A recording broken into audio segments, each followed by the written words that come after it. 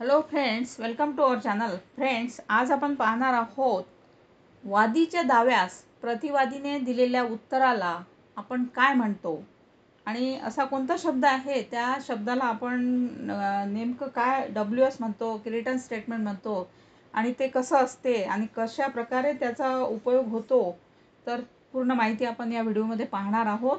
तर WS म्हणजे return statement, म्हणजेच वादीच्या दाव्यास प्रतिवादीने जी कैफियत द्यायची असते त्यास WS म्हणतात, म्हणजेच रिटर्न स्टेटमेंट म्हणतात.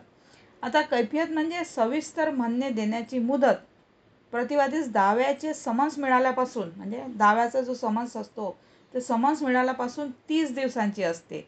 त्याचप्रमाणे काही अदर रिझन असतील किंवा काही तुम्हाला कारण असतील तर त्यात मुदत वाढून सुद्धा मिळते. 60 दिवसांसाठी वाढवून दिली जाते, म्हणजेच एकूण ही टोटल मुदत असते 90 दिवसांची असते.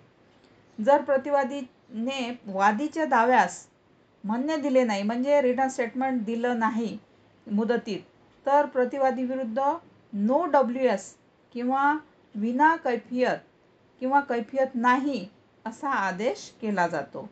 त्याचप्रमाणे प्रतिवादी ज्या वेळेस असा आदेश रद्द करण्यासाठी कोर्टात अर्ज करतो त्या अर्जास नो WS सेटासाईडचा अर्ज असे म्हणतात.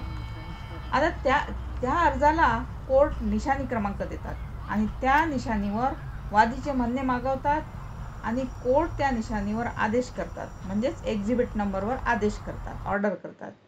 असा आदेश करताना कोर्ट त्यावर कॉस्ट आकारतात आणि त्यावर ऑर्डर होते. तर फ्रेंड्स, ही होती WS बद्दल, म्हणजेच रिटर्न स्टेटमेंट बद्दल माहिती. थँक्यू.